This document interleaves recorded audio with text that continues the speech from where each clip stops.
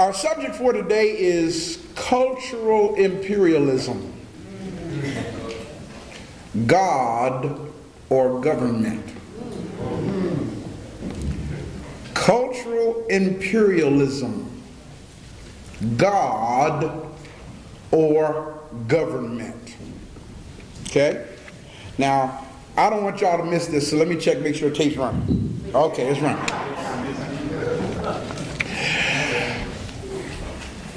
I don't know how many of you here have ever experienced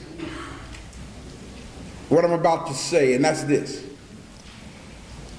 Have you ever walked into a movie and it's like halfway through the movie, 3/4 of the way through the movie, and you can tell when you walk in that there's a lot going on in this movie here. A lot of action, and as soon as you walk in, it grabs your attention. The part that your mind is catching, it grabs your attention, but you can't make sense of it because you walked in late. You can't put it together. You can't make the pieces fit because you don't really know the beginning of the movie. Come on. So you're trying to grab it, you're trying to make some sense of it, and then, a person sitting next to you, you want to ask them, what happened? What happened to get to this point? But they dare not interrupt their trend of thought, and you dare not interrupt their trend of thought either, because you were late. I've had that experience many times. And you know what I've done? I've actually watched the rest of the movie, and then I sit and wait until the next showing so I can watch it from the beginning to get the real picture here. And of course, once I see the beginning, what happened at the opening of the movie, now I got a better perspective of what this thing is really all about. Well, brothers and sisters, that same phenomena applies to you and I. We're 3/4 of the way through a situation. We're 3/4 of the way through a circumstance that has messed up our people. But most of us don't know how to address it because we don't know what happened previously. You're in a situation, you know that this thing is intriguing, it's captivating. In fact, it got you captive, it got you under arrest, it has you paralyzed and powerless, and you don't know how to address it because you don't know the historicity of the predicament that you are in. What's even more tragic is when you don't have a desire to go back and see what happened. Now that's the tragedy. I know I'm in a mess, but I don't want to go back there. I don't want to understand what happened in the past. That's the past. Let it go. As long as you hold that mentality, you will never understand where in the picture you are right now. Am I making sense for you? You see, y'all, we owe it to ourselves. We owe it to our children. We owe it to our heritage. And most of all, we owe it to our ancestors to identify the forces behind these matters that have us in its grasp. For us to do anything less would be a betrayal of the sacrifice that our grandparents and our great-grandparents made to make a better day for us.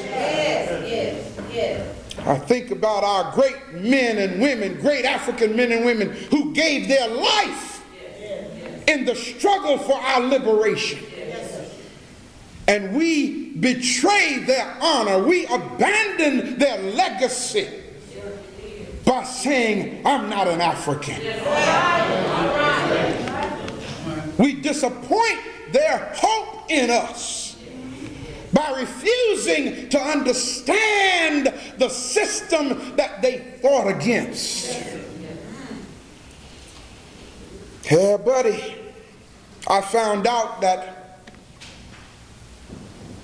any African whose eyes have become opened to what's really going on, and especially if they're trying to open the eyes of others, those Africans are trudging through an uphill battle every day. When I was growing up, y'all, I was taught that the way of righteousness, the way of God, was a narrow path. And not many people are traveling on this path. That's what I was raised up believing. I was raised up believing that the path where the road is wide and a whole lot of people are traveling on, that's not really the way of God. That's what I was raised up believing. But guess what, y'all? When I apply that to the struggle for African liberation, I said, my folk must have been talking about African liberation. They couldn't have been talking about Christianity. Because, to be honest with you, in the realm of Christendom, there's a whole lot of folk traveling that path. And the way is real broad, and preachers make big money off of it. Folk getting rich. We got preachers now with their own lead jets. Last name is Dollar.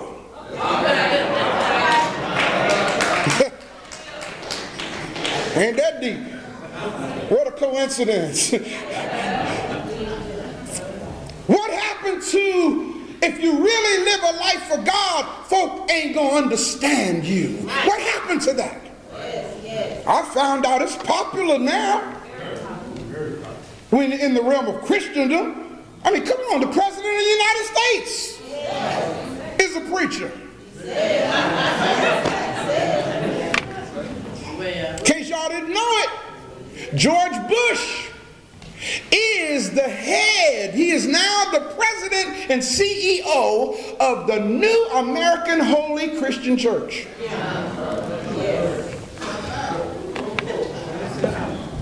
I mean, I'm not just making that up. Don't believe.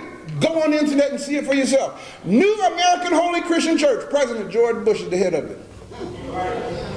George Bush is the head of the National Christian Coalition. According to the way I was raised, something's wrong with that program. When everybody walks therein. But get involved in African liberation. You'll find ain't a lot of folk in that. Now that's truly a narrow path. That's truly a path where you be lied on, talked about, misunderstood, mistreated, rebuked, scorned, talked about, show as you're born. Anybody talking about Christian folk now? No, not at all. We who have been blessed to understand that Africans and Africa must be free. We who have been blessed to understand that have a responsibility to continue to decipher the tiny parts of the pieces of the puzzle. All right. We must gather enough evidence to uncover and then proclaim the truth. that will make us free. In my dealings with people and trying to reach my people, with what my research has revealed to me, sometimes, y'all, it's almost like this big, huge force is out there just pushing down on us and just holding us back. You know, it's almost like this power is out there saying, we're going to stop you from getting this message out to the people. And when you really look at it and think about it, you say, man, look, I mean, a whole lot of time and energy and money went into seducing the African mind. And robbing the African of his or her true spirituality. A lot of energy went into that over years. Now, here come a few God-assigned Africans who want to wake the Africans up that we done put to sleep. And we're not supposed to just sit back and let that happen. I wish there were ways that, as you've heard Elder Watkins refer to, I wish there was a way that we could just open up your head and just pour right knowledge into it. I wish there was a way to do that. I'm serious, y'all. If there was a way, if God would just give me the ability to just point at people, zing, and the heads, you open up, and I can pour some knowledge, and then zing, and it closes back up. Man, I would be happy as I don't know what. It doesn't work that way. For your liberation, for your deliverance, look at the person next to you and say, you're going to have to think. Come on, tell them again, you're going to have to think. It's so tragic that one of the most painful things for some people, y'all, is having to think. I don't want to do that. But we must redirect our energies toward the recreation of cultural alternatives informed by our ancestral visions. Can't leave the ancestors out of this. If we can get a glimpse of the future based in our ancestral past, you will see that that will enable us to educe the warrior spirit out of our children. Yes. So you know, y'all, the word educe is the root word of educate. Educe does not mean to make people think what you want them to think. Educe means to reach into somebody and pull the power that's in them out of them. And when we get our heads together, then we can educe the spirit of the African warrior, the spirit of the African teacher, the spirit of the African scholar that's in us, that's asleep.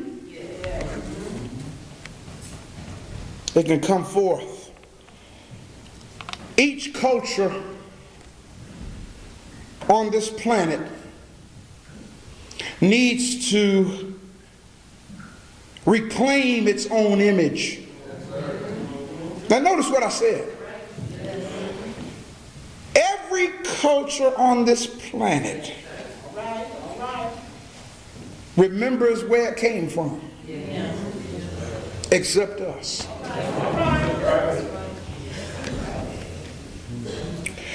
And it's deep because just a couple of weeks ago I was talking to a sister from the motherland. And I got excited about the fact that I was talking to a sister, in fact she was from Ghana, talking to a sister from Ghana, and I got excited about it. I'm trying to tell me something, and she said, "Praise Jesus." I said, "Lord have mercy."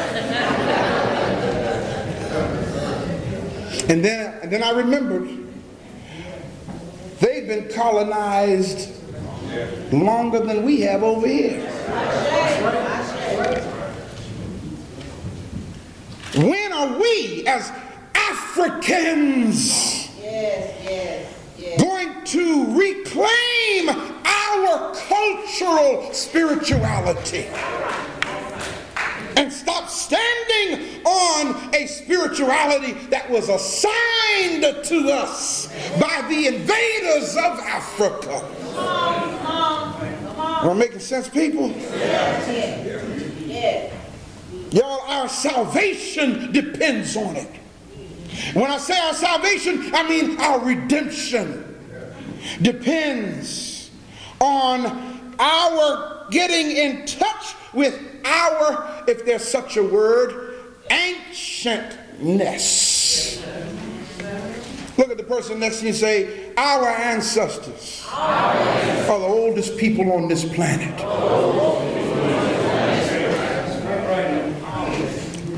Everybody came from Africans.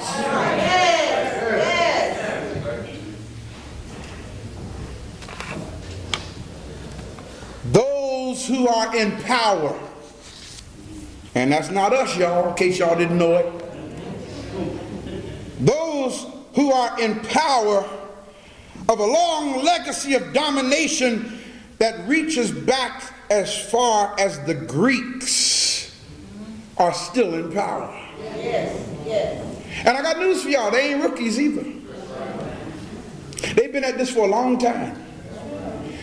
They've been into world domination for a long time. They've been into cultural imperialism for a long time. And I'm not talking about bloodline conspiracy now. I'm talking about a pattern of control and imperialism that can be traced back to the foundations of European history. It is necessarily a struggle to eradicate the ideology of domination that permeates Western culture on various levels, as well as committing ourselves to the reorganizing of our own society. We got to be about our own self-development. Yeah, buddy. You must understand, family, that one of the most effective ways to suppress a people is by putting a device in place that will disassociate that people from their God consciousness. Let me repeat that for you. One of the most effective ways to suppress or hold down a people is to put in place a device that will separate those people from their God consciousness. Separate them from their spirituality, separate them from their cultural past.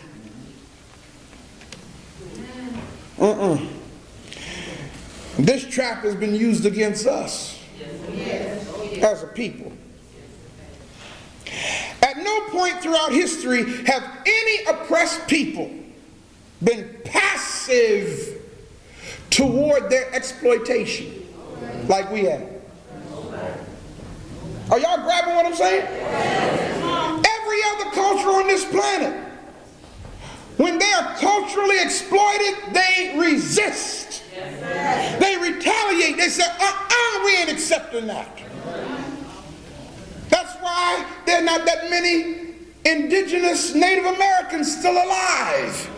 Because the Native Americans said, no, we ain't accepting that program y'all coming up in here with. So the best way to fight that is eradicate them. But look at us. Look at us. Africans everywhere. I'm going to share this with y'all. I saw something yesterday in my neighborhood that blew my mind. Blew my mind, y'all. You know, it's coming up that time of the year, they got nativity scenes all over the place. So I'm riding past one of the houses in my neighborhood, and I looked over, and for the first time I saw black people in the nativity scene. I said, well, at least they've gotten that far. At least they realized that folk back then were, you know, people of color. And of course, everything was the same, but the faces was black. Or brown, of course, you know.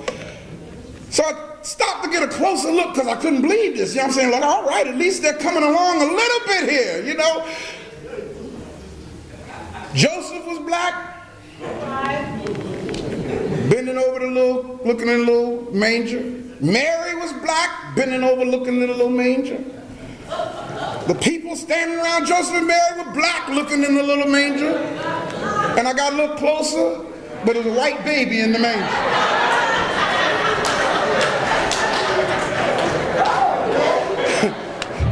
I see. Y'all grabbing this?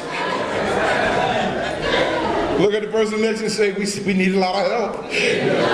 Look like common sense would have told them, if Joseph, I mean, even if he had existed, if Joseph is black and Mary is black, the baby ought to be black. That's some deep stuff. Woo, buddy. You see, brothers and sisters, you got to understand the program here. It's been to the advantage of the ruling elite.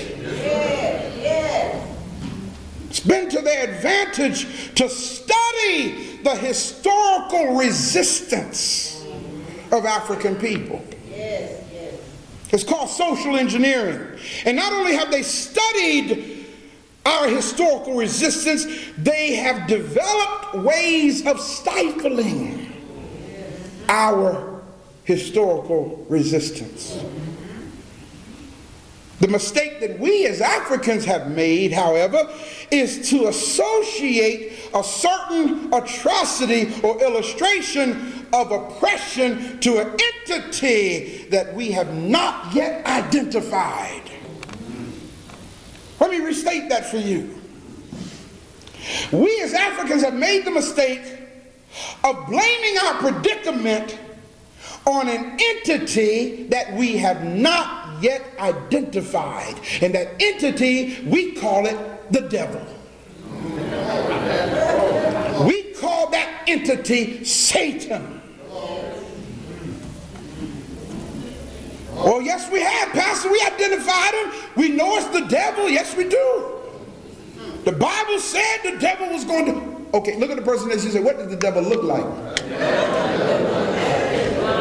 Now think about this. Y'all got to see this.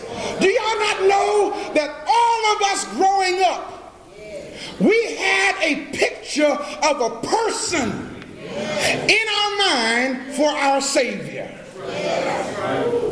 For most of us, it was a blue-eyed, blonde-haired, white boy. We all grew up with that. But at least it was a person for our Savior. But in our mind, we did not have a legitimate identity for the evil one. Are y'all grabbing this psychology? If you have a European image for your Savior and a red dude with a pointed tail, with horns and a trident and flames around him as your enemy, you ain't gonna ever have a victory. You will never be delivered, African people. You have to have a realistic identity for what your enemy looks like. If you are to ever experience victory over your enemy. See, but for us, most of us, our deity and our oppressor looked alike. Our God and our Savior were the same color. Our oppressor was the same color as the person we worshiped. And you didn't even know it, but somewhere in the back of your psycho-viscera, you couldn't retaliate because you saw your oppressor as the deity.